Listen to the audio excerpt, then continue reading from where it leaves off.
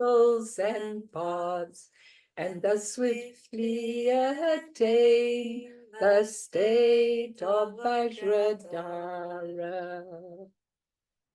Okay, let's just do the 4 limitless contemplations. Just out of the sun. May all beings have happiness and create the causes of happiness. May they all be free from suffering and creating the causes of suffering. May they find that noble happiness which can never be tainted by suffering. May they attain universal impartial compassion, free of worldly bias towards friends and enemies. Sem jendam je dewatang dewe jutang den pa jutik, dungal tang dungal chichu tang drawa jutik, Dungal mepe dewa tampatang mindra wajutik, nearing jaktang ni tandrawe tangnom chimpolane pajutik. Okay, everybody, so I've called this the slow boat or the fast train, uniting the path and goal of enlightenment.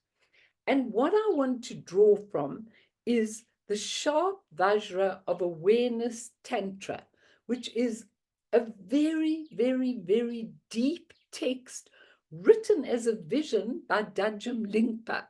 I don't know if there's pollen. I did this yesterday. It's like an itch. I don't know if it's a pollen or it's dust or what with all this wind. Sorry, everyone. I'm just going to suck something. I don't know what it is. Okay, so I will tell you my background with this Tantra, which is very, very interesting. And I want to say to all of you that please join in wherever you want. When you want to ask a question, ask a question. For me, this year is so important that all of you understand exactly what you're saying. And I don't care what your questions are, just ask them. Doesn't matter, butt in and ask them. And any of you have got anything to contribute, like Ron and Sharon, Karen, who've done a lot of the Dzogchen teaching, please do. I don't know what it is. It happened to me yesterday as well. Like something tickles in my throat. I'm so sorry, everybody. Don't know what it is.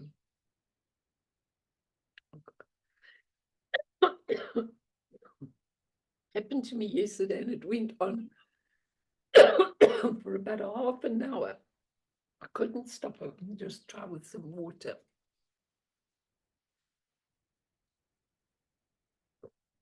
So I'm going to tell you of my absolute devotion to this text. Have you got any ginger? Have you got any ginger? I've got okay. I'm sucking. Okay. It happened to me yesterday. I don't know what it is. It's this dry air. We need rain. As soon as it starts raining, all of those problems will go. Thank you, my darling. I'm so it's terrible that it started just as I'm doing this. And it's so important. But I also see it, we've got to have obstacles. We can't just stand forward and do whatever we want. And this is the little obstacle I have to overcome today. But I want to tell you about it. And I want to tell all of you that about 3 years ago, even more maybe, I was reading Alan Wallace's discussion on this very Tantra. And when I read the discussion, when I read the text, I thought, this is amazing. And I took notes down from it. But when I wanted to teach with it, I thought, no, this is absolutely no good, because if it's difficult for me to understand, then I won't be able to teach it. But what I did with it was I photocopied the text, put it into my daily bathroom prayers and everything. And every day I've taken a paragraph, a verse from this, and read it. Sometimes I understand it amazingly, sometimes I don't. But I've read a passage from it over a very long time that there is. And then I came across this text, which is called The Voice of the Primordial Buddha, a commentary on Dajjam Lingpa's sharp VAJRA of awareness Tantra. And by Anam Thupten, the same being that I used to do the copper-colored mountain. Now, this book is much, much easier to understand than the other. And I read it on a holiday and took 45 pages of notes from it, okay? And then came back at the beginning of the year and thought, I've got to teach this, I've got to teach this, I've got to teach this. And every time I wanted to, I thought, no, it's not the time to teach it. I must teach simpler teaching that people can understand. So I've done it. But this last week, I thought, no, it's time for me to teach it and for all of you to understand it, because it really is about becoming enlightened, which is what we all want. So I'm going to start with the story of Alice in Wonderland. I'm going to tell you much more about the background of the teaching later. But I want to just tell you about Alice in Wonderland. I'm sure you all read it as a child and otherwise read it to your children, although I don't know if people still read Lewis Carroll's story. But it's a very, very interesting story. And we're looking at it from a Buddhist point of view completely, okay? But what happens with Alice is her sister's reading to her bigger sister. She falls asleep. And then she goes into a dream state straight away. And there's this little white rabbit with his clock. And he's going, I'm late, I'm late, I'm late. And she runs after him. They go down the rabbit hole. And when she gets there, she's so big, she has to take these pulls to make herself as small as all the other people are. And then she eventually goes through the door. Otherwise, she can't get through the door, but changing herself in some way. And then she meets all the characters of Alice in Wonderland, the rabbit, the Mad Hatter, and his mad tea parties. I won't go into all the details of all of that, but the one I want to look at is she finally meets the Queen of Hearts, very significant individual, okay? And the Queen of Hearts in the story of Alice in Wonderland is a dictator. I wonder where she got it from, you know? And she's always going, off with your head, off with your head, off with your head to everybody. And then she wants Alice to play croquet with her, croquet. And Alice knows that if she wins, she's going to cut off her head if she beats her. And if she loses, she's going to cut off her head. And so I want to read you what Anam Thupten said about the story and the verse that relates to the story, which we'll come across. This verse is a meditation on what is known in Dzogchen writings as collapsing the shed of the mind. This analogy speaks volumes. In Tibet, a shed is common. It's a small house, a hut. Unlike an indestructible citadel that is heavily fortified, a shed is rather flimsy and does not stand on any foundation. It's quite easy for it to collapse. That simile is that the mind, too, is easily collapsed. This seems contrary to our normal experience of everyday life, in which the mind appears so solid, especially when we get lost in thoughts and emotion. Our sense of reality here and there, this and that, good and bad, success and failure, you and me, seems to be real. But it's literally a construct of our own mind. And with powerful inquiry, the whole thing can collapse right in front of us. Now, this is like the moment in the story Alice in Wonderland, when Alice looks at the Queen and says, "You are nothing but a pack of cards." At which point, the entire scene collapses and Alice wakes up from her dream. Good plan. We're all in a dream. Maybe it's time for everything to collapse and wake up. He says, if you look at Alice's dialogue from a Buddhist point of view, it has great wisdom. Even though the Queen looked powerful and majestic, She was not as she appeared, and everything was just literally a pack of cards ready to collapse. Somehow Alice was able to see the illusory nature of that majesty, and through that insight, the queen was doomed to collapse. Similarly, the very notion of reality that we unquestionably believe to be true is just like the queen, okay? It is, and like the queen was just built out of cards, this reality is just built out of our mind, thoughts, belief systems, and perceptions. We don't even realize how strong they are and how illusory they are. And we've gone on and on and on, really, really, really using them, but thinking they were real. Knowing this can bring about a very powerful paradigm shift in understanding reality and will lead us to understanding the mind itself, which is what this Tantra is about. The mind itself is groundless, has no foundation, is nowhere to be found, and can morph from one state to another. It is unreal, yet at the same time, it's not non-existent. Otherwise, we wouldn't be experiencing the mind. It is a mystery, not to be scared of, but to be enjoyed completely. Now, I wanted to do that story so you could actually understand the basis of the Tantra, which is really, really important, okay? Because there are a lot of psychological interpretations of the story of Alice in Wonderland, but here we are interested in the Buddhist one. And what's really, really, really important is one of the actual instructions that Samantabhadra gives to his illusionary, his own creation of a sangha around him, of disciples around him, all coming from his own mind. And you may say, then why was he bothering to teach them? He's teaching them not for any reason other than for us to learn.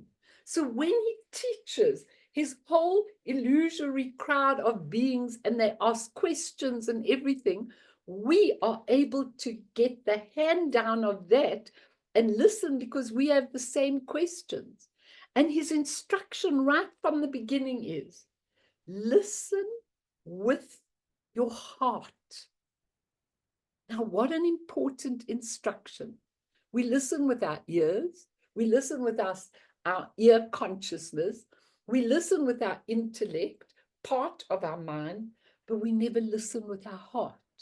So what I'm asking you this morning is to use that instruction. Listen with your heart. That means if you don't understand, and some of the things you won't, if you don't understand, doesn't really matter. Because if you read the text over and over and burn it, when I'm finished with it, I'm not going to do long, many sessions. I'm going to just do a couple of sessions, maybe 2 or 3 sessions. But I want us to get the text. I'd rather get the text written by Anam Tuptara. She's got it. There you are. I'd rather get the text written by him than the one Alan Wallace has translated, because it's much easier to understand this text than it was for me to understand, the translation in Alan Wallace's translation. So we will get it afterwards. And then those of you that love it and love the teaching, you can do as I did. You just have your separate book and you put all your lovely teachings in. And what I do every day, I do a paragraph from that text from the Tantra. And you cannot imagine what a difference it actually makes to me. But I want to give you a whole lot of things that I discovered from when I read it, even when I read it from Alan Wallace's text, okay? That I think that you get a connection to this test. I think if a lot of you, and I think this group is really ready for that kind of thing, I think a lot of you might have a connection with Dajjam Lingpa, Dajjam Lingpa, Dajjam Rinpoche, Dilgo Khyentse Rinpoche, all those that were amazing visionaries.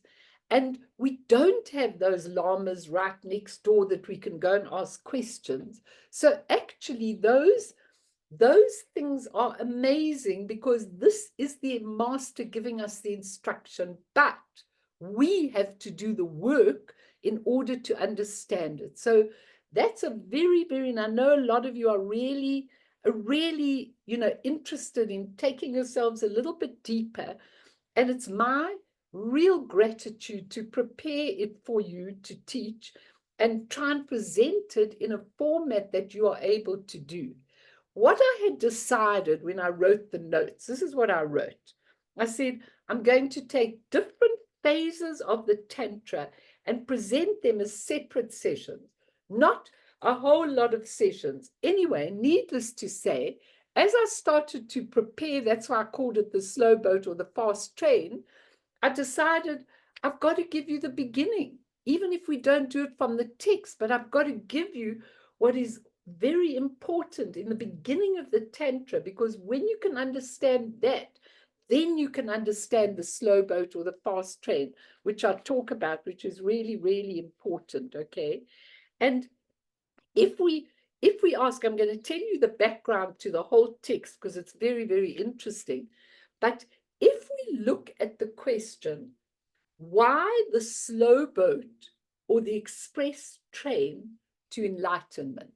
Now, I always remember laughing because Martin in my other group, he always used to mock me and he used to say, Melanie, you're on the fast express train and I'm on the slow boat, and most of us are on the slow boat. I think it used to be the expression to China. I don't think anybody says that anymore. The slow boat to China, we don't say, because in China were all the philosophers, in the good old days. But in any case, that's how I got the idea, because I thought, yes, I am on an express train. And why is it? And whenever I've been taught the actual gradual path to do it, I know that my being gets impatient. I know it's a very bad fault, okay? Because you do have to go at least a little bit on the gradual path. But for me, the minute I was taught some of these teachings, I just related to them like a bomb. And I know when I went for that long retreat to India, that Taisitu made me do the gradual in the beginning. And then he said, right, what do you want? And then he gave it to me. So the thing is, it's really important that we understand this. And if we look at the ultimate where we're going in enlightenment, it's called the youthful vase body, the youthful vase body. That's what we attain when we really attain a high level of enlightenment. Now, when we go into the teaching in this, and so like I'm starting on the other end, not on the beginning end, but I'm coming right back to the beginning afterwards. But I want to explain something, that what the youthful vase body means.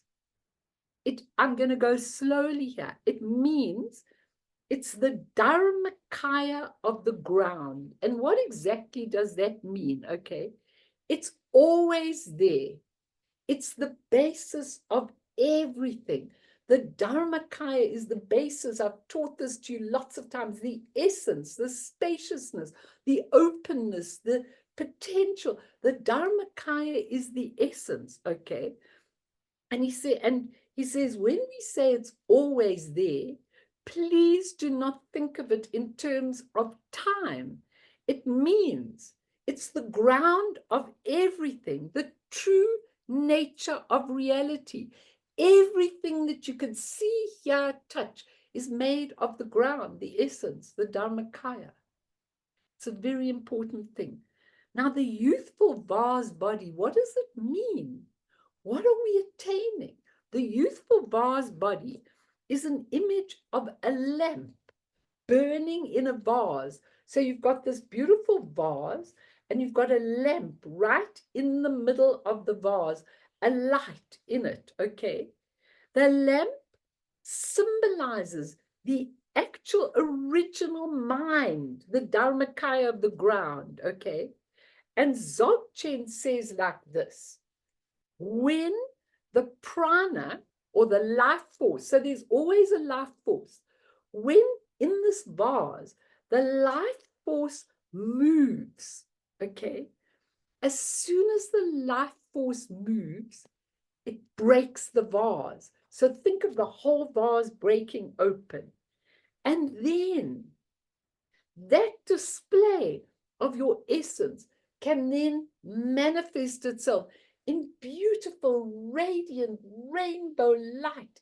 Everything, none of the things we see that are awful on the planet, it's not the truth about them. When the ground breaks through, when the life force breaks through and the ground expresses its essence, then everything is beautiful. But over time, as we got coarser and coarser, we saw it as thick and ugly. But originally, it always is and always has been, but we were able to see it originally. Now, the whole display arises out, shines out. The whole reality manifests because that mind that was contained, now the life force moves and the mind is free. It opens and it shows itself. Now, I just want to give you these two ideas and then we'll leave it, okay? Either, and that's what's called Samantabhadra, the primordial Buddha. Samantabhadra isn't a being out there, isn't a primordial Buddha that sits out there. Samantabhadra is you in your primordial essence. Now, Samantabhadra knew, K-N-E-W, knew that the expression that he saw all around him, if we call him he, it doesn't matter, was his own manifestation. Sentient beings do not recognize that it's their own manifestation, so they separate from it. It becomes a duality, and it becomes coarse. And now it's me, you see that in the story of the Garden of Eden where Adam and Eve go out, me, being away, and that being absolutely away from me and not seeing it as it is. But if you know, if you are aware, if you have the awareness, then you know that whatever came out of the essence is exquisite. I've told you this a lot of times before, but if you look at this teaching, it's the basis of the whole Tantra, between awareness or unawareness. Unaware means you don't know that it's an expression of the essence of the Dharmakaya of your being. When you don't know, automatically it becomes coarse, and it's that and me. And it's a duality, and it's unawareness. It's not knowing. And that's what our whole world is in. Now talk to me, ask me questions, because it's really time. He gives such a beautiful description of this on page 220 in the book, which you can read. It's really worth reading, and even when we're discussing it, because it's really beautiful. But isn't it an amazing thing that we forgot that the essence created like that? As soon as you remember, you not only on the express train, you're already there. But if you can't remember, but there's something nagging you to remember, then you go on the gradual path and you do it step by step by step by step by step till you reach the beautiful, youthful vase body, the beautiful rainbow body, the beautiful enlightened being. It's such an interesting thing for me. That is phenomenal. I've read this in many different texts, knowing that it's all the expression of the essence. Maybe somebody wants to ask something, say something. Please do. This is your chance. I know, David, you always have little arguments and things. Please say whatever, ask whatever you want to ask. Because you know what, David, I'm talking to you now, that you know what, when you understand this, my feeling, your feeling may be completely different, but my feeling is, oh my God, why don't we just get on with it? Why don't we just clear up all the rubbish we've believed and get on with it? That's the story of Alice in Wonderland. You know, it's all a pack of cards, nothing but an illusion. But we believe it's true. Sorry, you wanted to say something.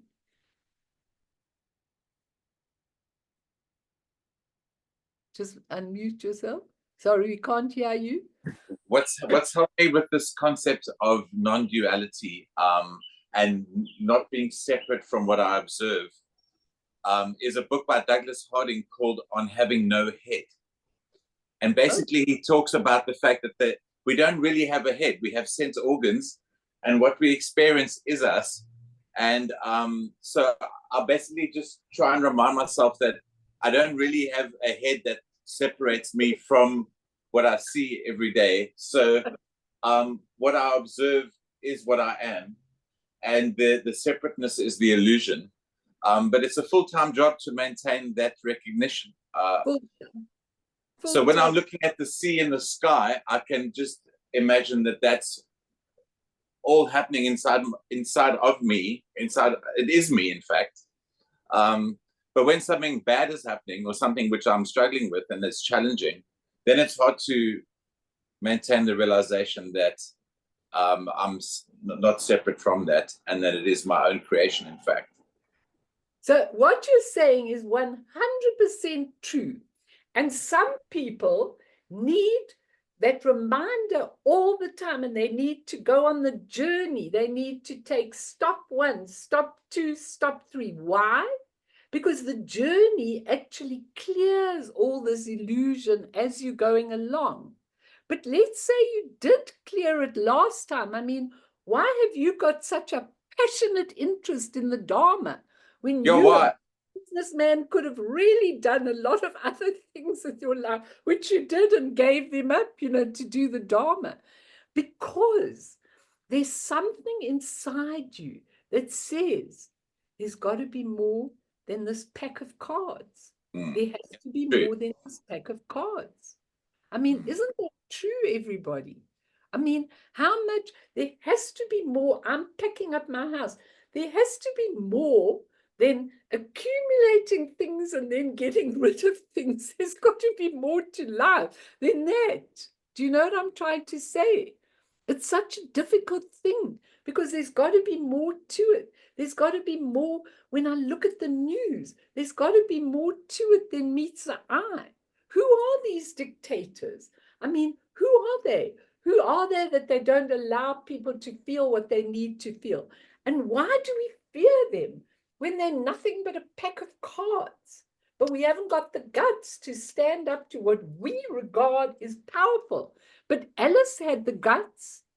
She said, the Queen of Hearts, you are nothing but a pack of cards. I'm not scared. I mean, the worst they can do to you is torture you, put you in prison, and kill you. So what? Then you just regenerate again and come back again. But think about this, everybody. This is the crux. Edith, you always knew you were enlightened. You always had that feeling. You always knew it. You could see it. You could experience it in every way. That's why you had to go through lots of difficulties in your childhood so that you could understand not to attach yourself to all of that, but to find that place. For me, it's so exciting. It's like, you know, when I'm saying this, I'm so exhilarated and I'm so honored to be able to say it to people. Do you all know what I'm trying to say? So let's go on 1 or 2 things, butt in if you want to. So, sorry, yeah, Melanie, Ron wants to ask you something. Can I ask you a question? Please, I love it. Or comment. I mean, please. There are a number of things that came to mind during the talk, and one of them is that the mind, you're talking about the mind is like a parachute. It's very functional when it's open. It's function. Oh, it's only functional. I love it. I must remember it. It's only. I think what happens is, I don't know what's like going now, on. for example, when during your talk now, we are all transported to a different realm, a different time, a different space. We have gone down the little drain from the large thing to the little one to fit in with the times. And we've been going along this road the whole way. And then all of a sudden comes a time, now we're back with you. We find something which is there, which, as you've said, everything is a Dharmakaya or whatever it is, it's there. And this made a tremendous impression because the description of the lamp and the light and the thing, and it's center in each and every one of us. But we don't get the opportunity or the knowledge or something to actually acknowledge it. And that is why we fiddle along. But in that moment, the past is not existent. There are no defaults, there are no difficulties, there are no problems. There's just a feeling of being aware. And this awareness is the awareness of being aware. And that seems to be the primordial presence.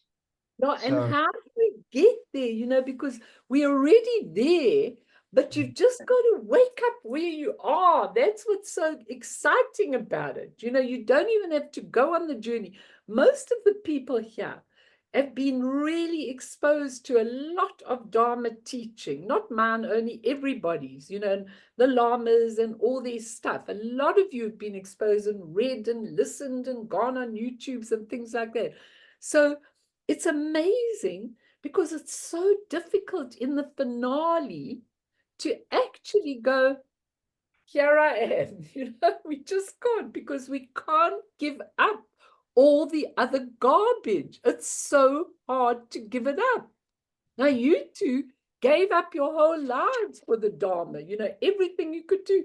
You were both well educated, could have been high professionals, were maybe in the beginning, but you gave it all up to do this. That's got to take a lot of guts, Yeah. It's not always been easy. I know, because there are lots of tests and lots of things that one has to go through. But the bottom line is, think of that choice. Now, a lot of you have got a lot of, karmic responsibilities, and you can't give that up completely, okay?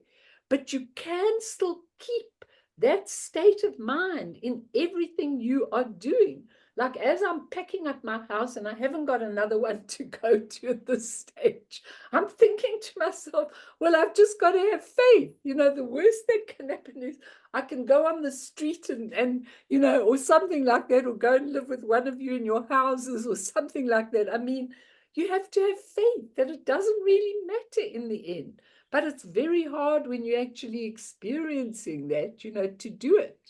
But what I wanted from this Tantra, what I wanted with the slow boat or the fast train, uniting the path and the goal of enlightenment, I just want all of you to know that you have that potential and ability. You just have to recognize it.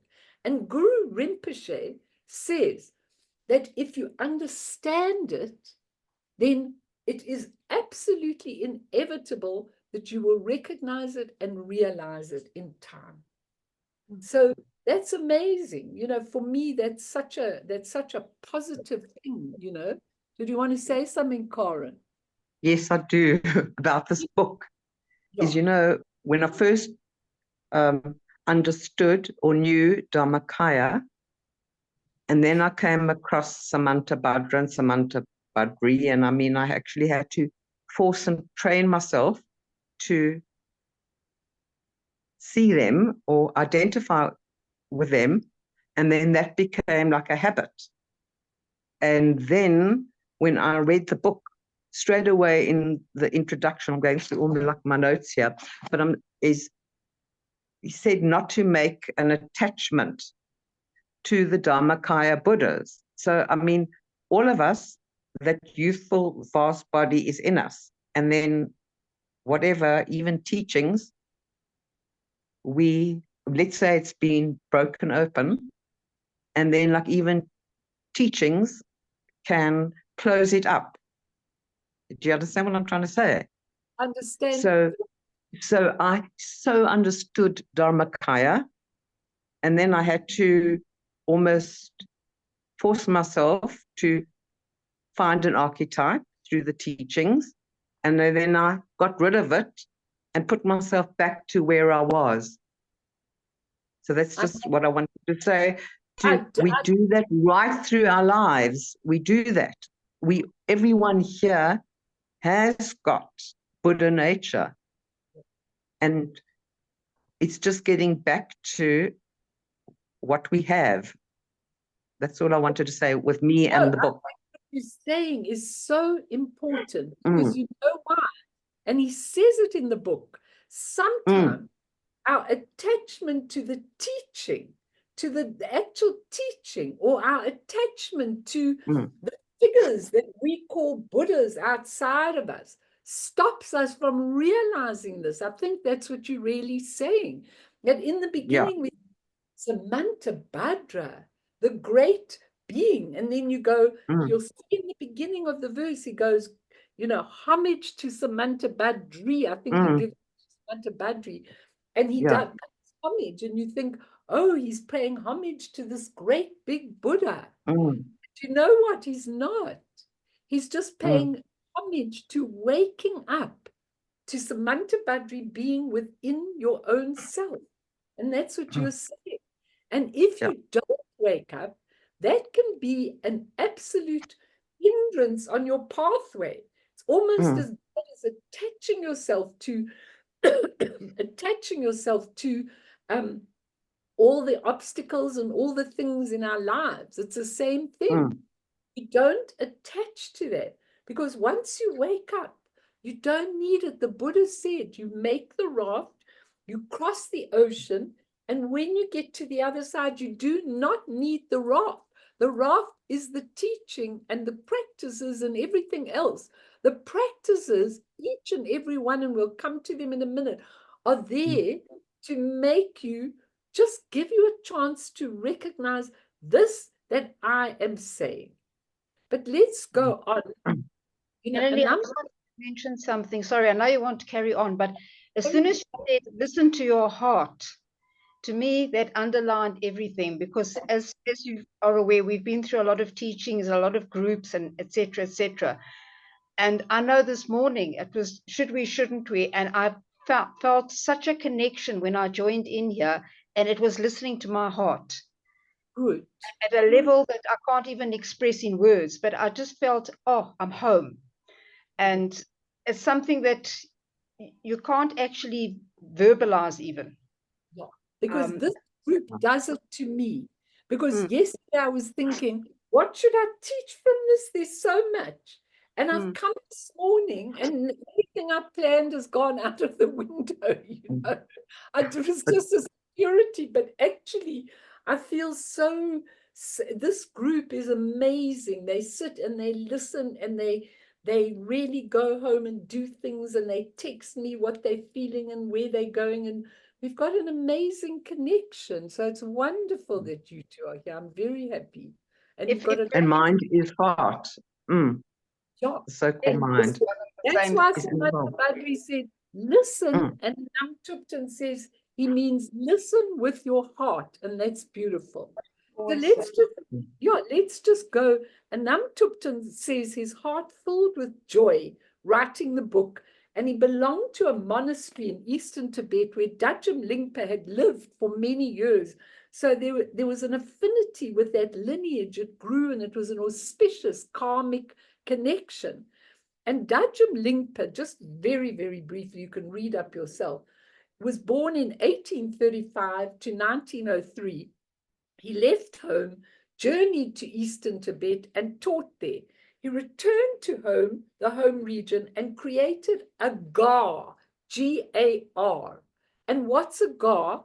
It's communities of yogis and monastics living together.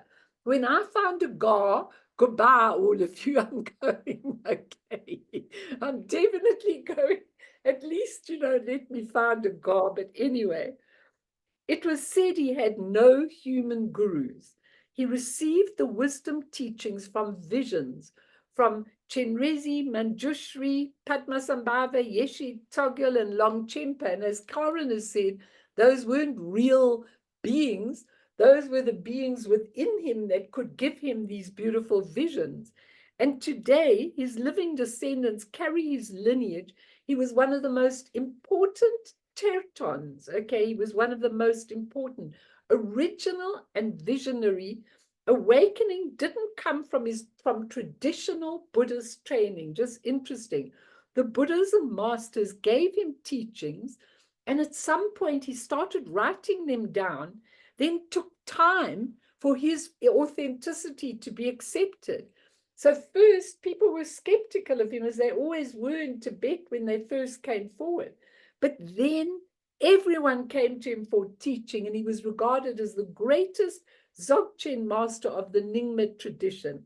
He taught extensively, but no recordings, unfortunately, at that time. One student did write notes which were accurate, and they helped. But he gave the students the heart of the matter right away. He just gave the heart teaching. And you've got to understand that insight came quickly to some of the students, profound awakening. Now, some of you might learn and study this, and then you might meet somebody, some master, some teacher or something that just says one sentence to you, and you open up. It's really important that you understand this, that these teachings, which are so important, that they can just be adorning, where wisdom, where illumination dawns as wisdom adorns. It's not taught and it's not practiced. It dawns on you when you've got that kind of background. But a lot of people haven't, and they can't get to it in any way or any form. And that doesn't matter. And today there are many of these lineages teaching everywhere. And he says it needs, he said it need, I mean, the masters of that lineage say it needs to be preserved, especially in English. Isn't that interesting? Because English is a universal language. And this text is considered a Tantra. Okay, a Tantra, I'm going to explain what that, a Tantra is the actual words of the Buddha. Okay, a Tantra is the actual words of the Buddha. Sorry, let me just see what you want. Ron. Mel, sorry, there's something that cropped up now. We're talking about Go on. I'm happy to have you. Yeah. It's only with the heart that one can see rightly. What is essential is invisible to the eye. So that seems to resonate with me. That sometimes you don't even understand what somebody is saying, or you don't understand what somebody's showing you. You don't understand the teaching, but there's something inside you that does understand. Exactly. Otherwise, you wouldn't know that you can't understand. Exactly. I appreciate that totally. Sometimes it's one sentence, and I remember sitting once in Minja Dorje Rinpoche's group at Sammy Ling, okay? And he said, now I'm going to give you pointing out instruction. So I sat up, I was all ready to hear these pointing out instructions. They didn't even go anywhere near me, okay? I didn't understand. I said to other people afterwards, did you get it? Some people said yes. I don't know if they were just being into it. I didn't get it. Okay, I didn't get it because I wasn't nearly ready to hear. I'm sure if I got it now, I would get it a lot better at least. But I mean, I didn't know what it really was. And it was right in the beginning of my Buddhist journey. And it's funny that I should have had that exposure, but I didn't know what listening with the heart was really all about. And so I think you're 100% right. So a Tantra is the actual words of the Buddha, the words of the Buddha, like Samantabhadra. when you have a Tantra, it's the words of the Buddha. It's very important. And often when you get these words, you need, it comes in cryptic language. Cryptic language. That's why when I was finished reading Alan Wallace and I wanted to teach it, I wouldn't, because I could not transcribe it from my heart with all the passion that I feel for it. So I just put it away in my drawer, and that was that. I mean, I used it for myself, but I didn't teach it at all. But it's really important because there is cryptic language, and sometimes the language is dense and pithy, and often students did that, okay? And when you read it, you're reading it like every day I read a paragraph of it, and every day I understand it from a different perspective. So you have to try, and it's really, really important. And he says, with the text, says Anam Topton, if you are inspired, you don't have to, but if you are inspired to study or practice it, sit in silence, pray with sincerity and no distraction, invoke the primordial Buddha within, and set your aspiration. Your aspiration is, I want to realize my nature of mind. Then every word, he says, will create a crack. Isn't that interesting? A crack in your consciousness. Immediately or after, it'll crack something. You just realize something about all your ordinary consciousness. Why have I done this for so long? What am I doing? There's a crack when you read that, you get to understand it. And he says, immediately after, you may understand, and some may not understand the parts at all. Read it again and again and again, and a new level of understanding will dawn. You'll get profound insight and continually come back to it. It's very important. And he says, the sharp VAJRA of awareness Tantra, just look at the title, we'll go through it, encapsulate the entire Buddhist path from all the way from the beginning all the way to the Ati Yoga or Dzogchen, the non-dual tradition of Tibetan Buddhism. The main theme is the Dzogchen path, but the paths come together beautifully into Dzogchen, an ultimate yoga, the highest Dharma. And Dzogchen is the direct shortcut to enlightenment, direct. Not if you can't understand it, it's not a direct. Then you put it down, leave it for another day. Don't say, I can't understand this. Why do other people know? It deals with the doctrine and practice of Vajrayana, especially Dzogchen, and a perfect text to understand this and engage in practices. Now, this is so important. I cannot even begin to tell you. As I'm teaching you, I'm thinking, do I rush through one or two passages? I'm not going to. I want you, if you love it, to tell me, and then we'll go on doing it slowly. We could just do little passages and really try and understand them together, because when you understand them, you actually get it. But it's so important. Remember, when you read it again and again, a new level of understanding will dawn. Not will become known to you, will dawn. It's like when the dawn breaks, the sun comes up willy-nilly. It doesn't think, now I'm going to break, now I'm going to do it.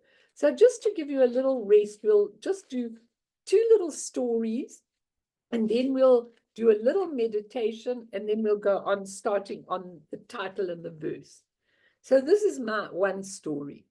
Once there was a he wave, H-E wave, and a she wave right in the middle of a great big ocean. They were having a sensational time, rising up to huge dimensions and then sliding down into rich foamy substance. On and on this process continued, while they laughed together as the sun shone down on them, and they felt as though the fun would last forever. Suddenly, they started coming closer to the shore, and a fear came over the he wave. He turned to the she wave and whispered hesitantly, we're going to come to an end when we reach the shore. I'm a little afraid. Don't be, she answered confidently. There is no ending. When we reach the shore, we just return and become integrated once more into the great, huge, beautiful ocean. Now, I love that story. I actually wrote that long, long ago, many years ago, and I found it in all my possessions. I thought it's a beautiful story because actually it's also the story about death. It's suddenly when people are coming to death, they're really afraid. Will I know? Will I understand? Will I? And then in the death teachings, they give you all the different levels of understanding. It's incredible. So that's my one story. My other story I want to give you, just to relax a little bit. Drukpa Kunleg was a seemingly crazy yogi who never meditated in a conventional fashion, not even for a single day. He just wandered about the country and appeared to be mischievously fooling about and doing things that weren't totally respectful and acceptable. For this reason, he was a source of continuous offense to his brother, who was a total opposite, a very proper and learned monk whose behavior was always impeccable. Yet despite his outward appearance, Drukpa Kunleg was a highly enlightened being. You can never tell these crazy people when you see them in the street and you think, look at this lunatic. You don't know who they really are, what they're doing. Anyway, becoming increasingly annoyed with Drukpa Kunleg's activities, brother finally had enough and said to him, you act like a madman. This has to stop. You're a disgrace to Buddhism. You must withdraw into seclusion and meditate with me for at least a few months. With these words, he forcefully took Drukpa Kunleg into his retreat place and told him to meditate in the adjoining room. To please him, Drukpa Kunleg did as he was told. His brother was sitting, the other one, not Drukpa, was sitting in a room solemnly immersed in meditation. But soon his gaze fell upon a white yak tail hanging from the ceiling, and he began to daydream about thinking, next time I go to Lhasa, I will take this nice yak tail with me and have it dyed red. Then I will decorate my mule with it. It was the custom in Tibet to fasten a red yak tail to the head of a mule and hang a big bell around its neck, and was a very impressive sight. No sooner had this thought passed through the mind than his attendant knocked at his door. Slightly indignant, Drukpa Kunleg, my brother, inquired, what is it? Do not disturb me. I'm in meditation. The attendant said, I'm sorry, but this is very urgent. Your brother's just run away. He suddenly jumped up and left for Lhasa. Drukpa Kunleg's brother was outraged and cried, this is going too far. He cannot leave the retreat like that. Go immediately and send some people to bring him back. And so they did that. And his brother scolded him. What do you think you're doing? We were meant to be in retreat for several months. How can you run away like that? Drukpa Kunleg replied in an astonished tone, I thought the retreat was over. Unable to believe his ears, his brother exclaimed, where did you get that idea? This is just another one of your fellows. Drukpa Kunleg said, not at all. When I saw you go to Lhasa to have that yak tail dyed red, I thought the retreat was finished. Okay. I love that story because, I mean, he didn't need to practice in meditation. The brother was practicing in meditation and completely, actually not doing what he was supposed to do. And he could read everybody's minds, what was going on. He was totally aware. So it's just a beautiful thought that awareness doesn't mean you're an ardent practitioner. You might be an ardent, aware person. And maybe that is different. So let's just do a tiny meditation just to relax you a little bit after that story.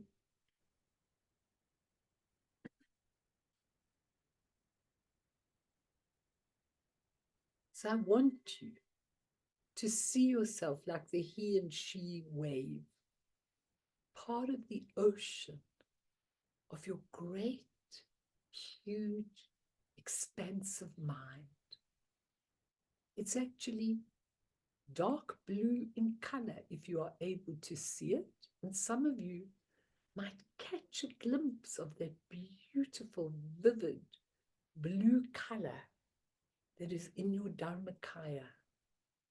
But as you breathe in and you breathe out, you feel this absolute feeling to be in the Dharmakaya, in the spacious, open, blue sky, huge blue ocean. Even though the waves are quite harsh today, and the wind is blowing them hither and thither, but you see the expansion, and you actually realize that the ocean is not 1 inch disturbed by whatever the waves are doing. It's always there. And that the sky is not one bit disturbed by the different cloud formations. Today in Johannesburg, the sky is full of clouds. There's only cloudiness. You can't see the blue sky. But it doesn't mean the blue sky isn't there. It's there, open, spacious, absolutely able to contain everything. So breathe in, and as you breathe in to this vivid blue of the sky and the ocean, as you breathe out, just stop holding so tight. Let all of your thoughts be. Let all of the problems be. Let them just be like the waves in the ocean. They all come back to the ocean in the end. And we are there, present, open, full of potential, full of awareness, full of knowing. And so all these problems, these difficulties, these Queen of Hearts dictators that we face in our environment, just a pack of cards. When they crash back into the ocean is not disturbed. The ocean of your mind is vast, expansive, and all the things that you hold on to are absolutely vast. They fit into the sky. Just open your fingers. Let go of all the balloons that you're holding so tight to. And rest, rest. So little rest in our lives. Just rest totally. No need to strive, no need to do anything.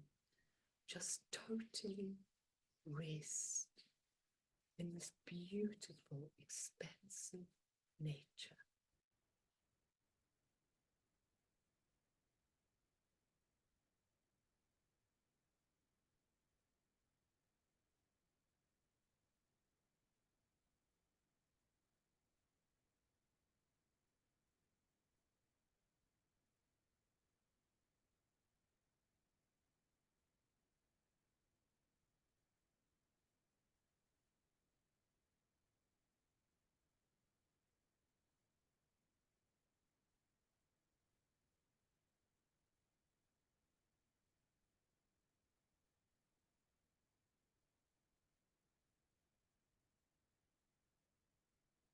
Everything relaxes in your whole being.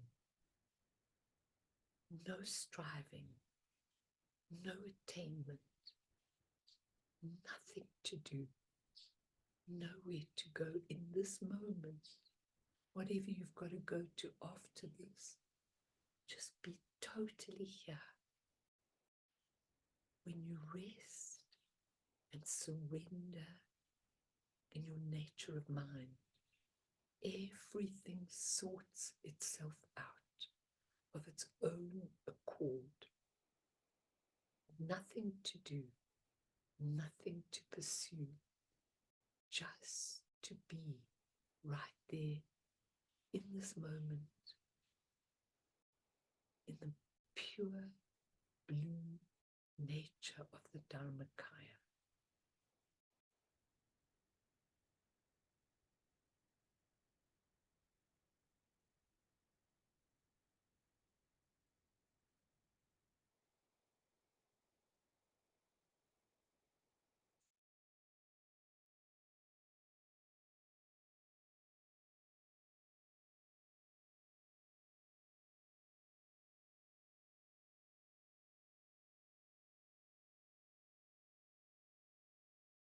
So I'm not rushing anything, but I just want to start the text, and then when a lot of you will get it on your computers, download the actual text, and if you want to, and just start reading it yourselves, and then Bern, you'll have it to show when I want to teach on particular things. But in the meantime, just give me that beginning part of the text that I sent you yesterday, so we can just look at it. We're not going to do everything in all of them. We're just going to do some of what we have to do. Okay. The sharp VAJRA of awareness Tantra. Sorry. The sharp VAJRA conscious awareness Tantra. Just let's do that beginning part.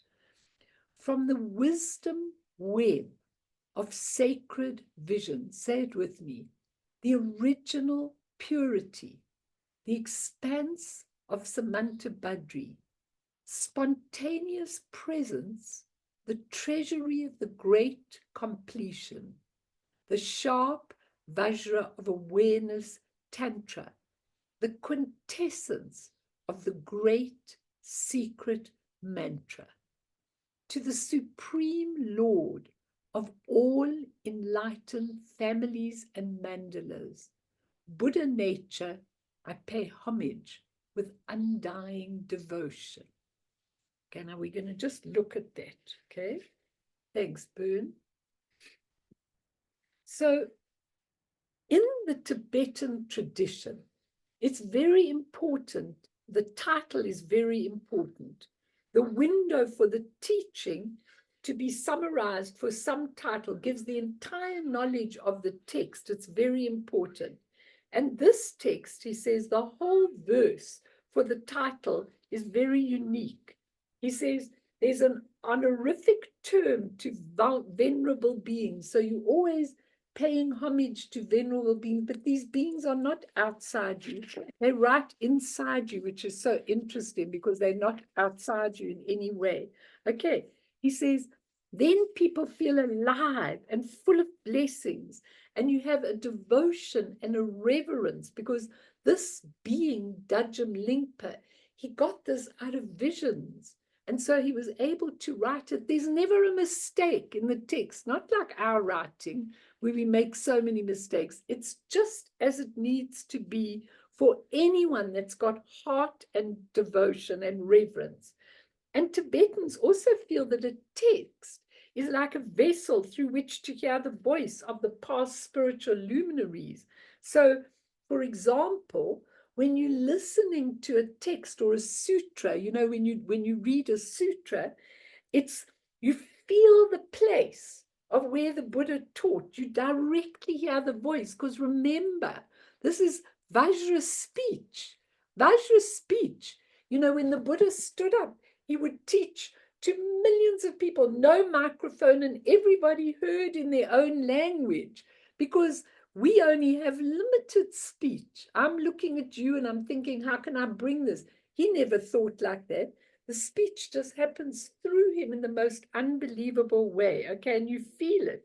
And the first line of the title tells us it's a terma. You know, a terma was what Guru Rinpoche left for people to pick up. It's alive. It's absolutely alive, the terma, and revelationary writings. And it tells us it's a different category of terma comes in this first verse. It's spontaneous, There are visions. The title tells us this is a visionary encounter when it says from the wisdom web of sacred vision, it's telling us all about it, that it's a sacred visionary thing. And it tells us the different categories of the terror. If they're spontaneous, if whatever they are, it gives you that. And Dudgeon's Lingpa's teaching, without reading, never repetitive, no mistakes, Vajra speech, an outpouring of the teaching. Okay. And in the Nyingma Tantras, Samanta Badri is the primordial Buddha in female form. It's interesting because the female form is the Dharmakaya. The male form is the skillful means, what comes out of it, okay? And the expanse of Samanta Badri is a realm of luminous nature of mind, also known as the Dharmakaya within us. Experience it now, not a sublime, exalted state of consciousness, always presence. Now, I just want to tell you something that is very, very interesting. If we go back to what I was saying about the copper-colored mountain, which was also by Anam Thupten, he tells you how the gradual path works, how the more spontaneous path works, and how the totally spontaneous path works. You must work that out for yourself, which you want and which path you go. They're all fine. But in the one verse, I don't know if you remember, Corin, you might remember it, he says, first, the 5 steps, when you go on the 5 steps of Mahamudra, you go on accumulation, and then you go on the teaching or the purification or being present with the teaching, and then you go on to seeing. So you first take all the paths that you go along, and then you go higher and higher, clearing, and then you go to seeing, which is when you start to see directly, and then you go to meditation, when what you see, you start to understand, and finally you go to the path of no learning. That's how you go on the gradual path. And there's nothing wrong with that. It takes a few eons, but it's beautiful. But he puts that, those 5 stages, he says, and all the bodhisattva stages, from first to second to third, you go right through them. Now he says that is equivalent to Vajrayana. When you do your deity practice and you don't do it externally, it means you start from the beautiful emptiness right in the beginning. You create the deity, that's the expression of the essence. Then you use mantra to go along, and I'll tell you what mantra really is, the energy to go along the path, and then you dissolve it back in the essence.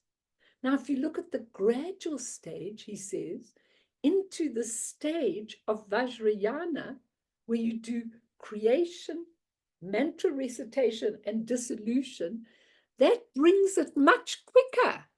Because the first, you have to go along all the pathways. The second, you're just doing it with a practice very much quicker, and you could do it in this life. But when you go to right at the top, you don't even have to do that. When you're ready for that, that is when you come to the Ati Yoga or the Dzogchen, and he calls it the wisdom Lama. You just wake up to the truth. That's why I gave you that story of what's his name, Drukpa Kenleg or whatever, Kunleg, because he didn't need to be in meditation practice. His mind was as clear as can be. We're not there, but who knows? Maybe we are. Maybe some of you could just wake up. I mean, Edith, you came in, completely at some end or another, and you said, I don't know these practices, I don't know anything. But when you told me what you understood, I thought, wow. So I'm saying to you, it depends on you. Because in this Tantra, he says, those of highest capacity who know, those of middle capacity who maybe have to do the practices and maybe even start doing it in the bardos, or the lowest capacity, do it when you die, which is also fine. But the highest capacity is when you just know. And that doesn't mean none of you have to do any practices anymore, please.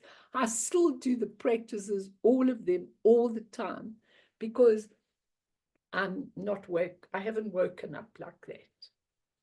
But isn't it beautiful when you do the practices and you begin to know why you are doing it? When you look back to the youthful vase body, think about it. A lamp in a vase. And suddenly, let's say this was the vase. And inside the vase is this beautiful lamp, this beautiful Buddha nature, this beautiful awakened nature. And then the prana starts to move and it cracks open the whole vase. And then automatically it's exquisitely expressed. Now, what happened to us in this world? We're in an age of degeneration. We have to change it somehow, somewhere. When I look at Yeshe Tsogyal and Mandarava, how they changed it, they taught to whole nations. I mean, once when Mandarava was teaching, she taught, and over 1 million people attained the youthful vase body, the rainbow body. While she was doing one teaching at one place, they all attained it. So I said to Guru Rinpoche, I also want to do that. I want to attain it, and then I just want to teach on millions of different levels, planets, universes, all of that. Am I shocking you, Mimi? Not at all. What do you feel? Well, I was just reading Eckhart Tolle describes his path of awakening. Very modest. He just said he was I think he was 29, and he said he was in deep, deep dire straits and depression. And he woke up one night full of fear, and he said, I cannot live with myself anymore. And he said, all of a sudden that change took place, and he woke up to this full, everything around him was bright, clear, and obviously the thoughts that hamper us all the time had lessened to such a degree. He said he didn't know, because there was no thought saying to him, I'm not saying very much anymore. But he seems, from all his teachings, and if you read on his path to knowing, he seems to have broken through to that complete awareness. It's fascinating. But it just happened. Yeah. So, And either it can just happen, or you work through to it. Yeah. And it's okay to work through it. I still keep working through it. But when I get this, my whole being gets so excited. I can't help it. I'm passionate about all of this. I think this text is so beautiful that I want to say it every single day. It's really important. I'm trying to show you how the different levels, once you get them, once you go to that level, then the practices fall away. The practices are only to get there. So in the title, okay, he said you experience that exalted state. It's not a sublime exalted state, just being absolutely present and awakening to the whole world. He said it's absolutely amazing. And in the title, Dajjam Lingpa points out that this teaching belongs to the highest level of Dzogchen, the highest yana in the Nyingmapa tradition. And he says this text is on Vajrayana, or secret mantra. Now, what does this mean? He says secret has two meanings. One is it's concealed, difficult to understand. You need the mindset or the capacity to understand this profound truth. And it had to be developed before. Some of you will have come to Buddhism and you'll suddenly go, I know this. You have a memory of it from before because you've done it for many lifetimes, but you had other things to do in the beginning of your life and now you've reached it. He says, so concealed can mean difficult to understand, or hidden can also sometimes be misunderstood or misused. In ancient times, only a handful of disciples who had the readiness to receive it, they had to have a tight relationship with the VAJRA master. So it was secret. Sometimes they called it this whispering lineage. It was secret to a disciple that had reached that point where he could actually get it. But don't say, well, what about us? Because when you're ready, remember, this can happen on other dimensions very easily. And Dajjam Lingpa's inspiration came from other levels. He never had a human teacher. So it's really important. And what is mantra, which I wanted to tell you? Not just recited as a mantra of a deity, but is the power of Vajrayana. Man, mantra, man means mind. Mantra means to liberate. So a mantra is that which liberates the mind. So secret mantra, which Vajrayana is sometimes called secret mantra, postulates that Vajrayana is the path with the power to liberate us.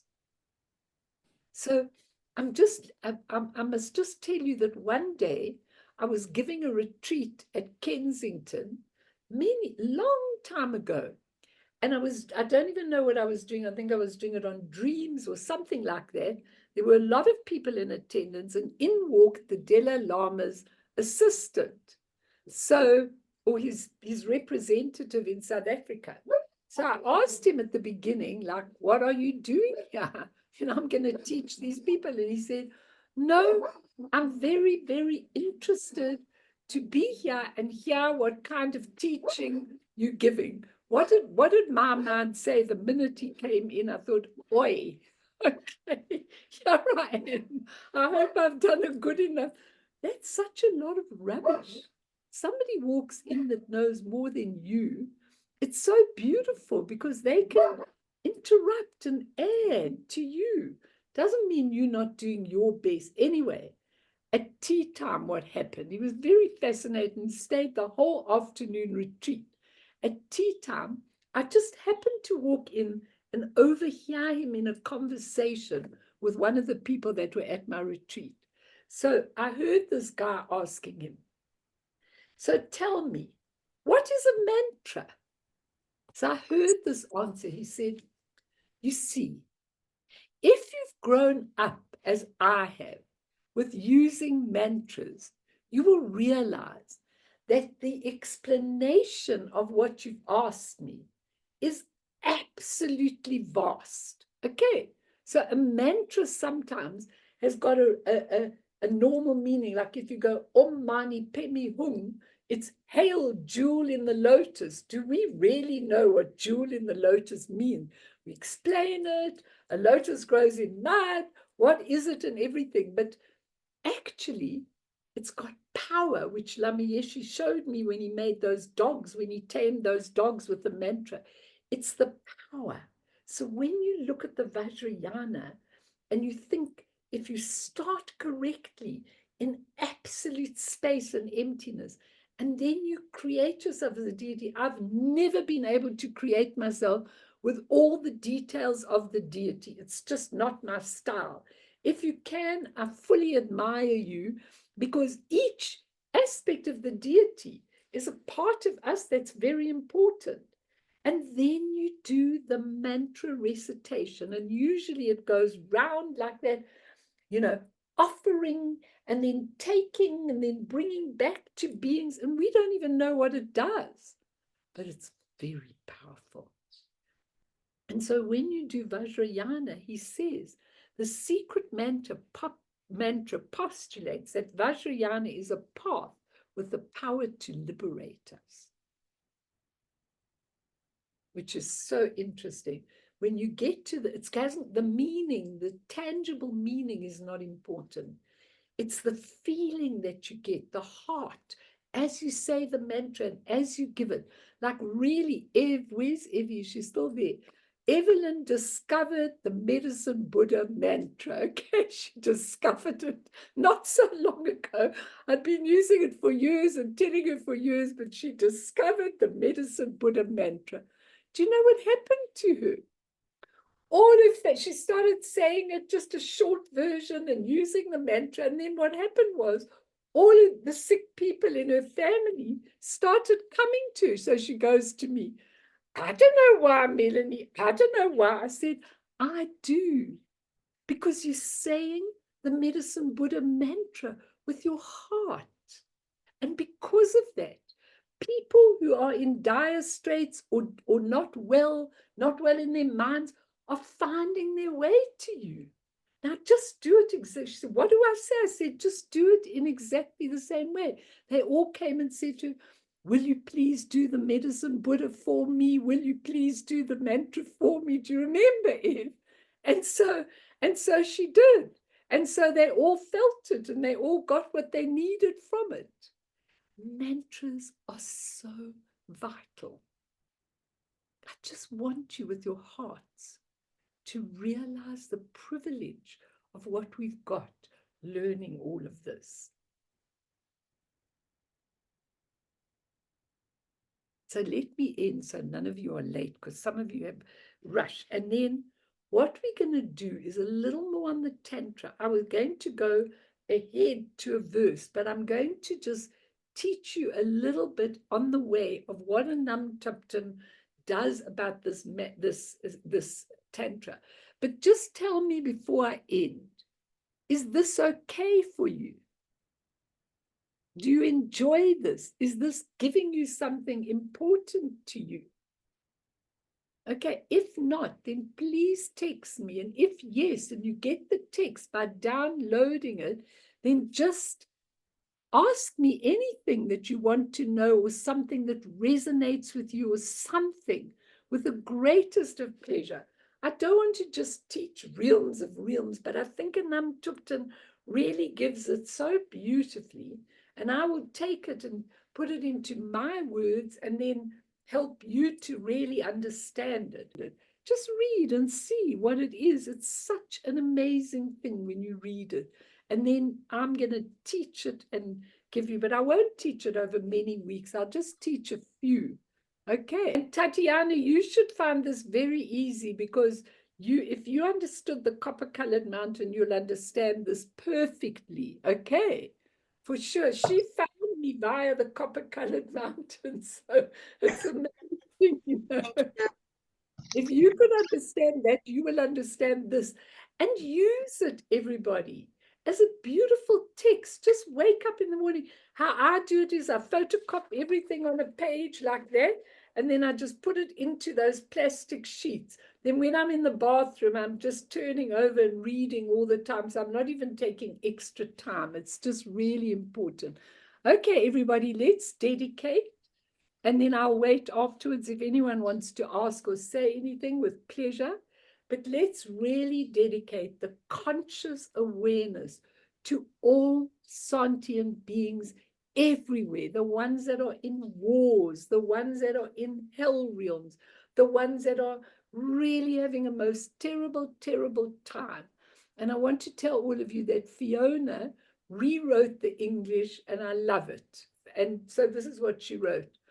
Through this merit, may all beings attain omniscience, may all obscurations fall away from the stormy waves of birth, old age, sickness, and death. From the ocean of samsara, may all beings be freed. Sonam die tamche zipane, topne nepe dranam pamshene, jegana chi balak trupaye, sipe sole doa dro warsho.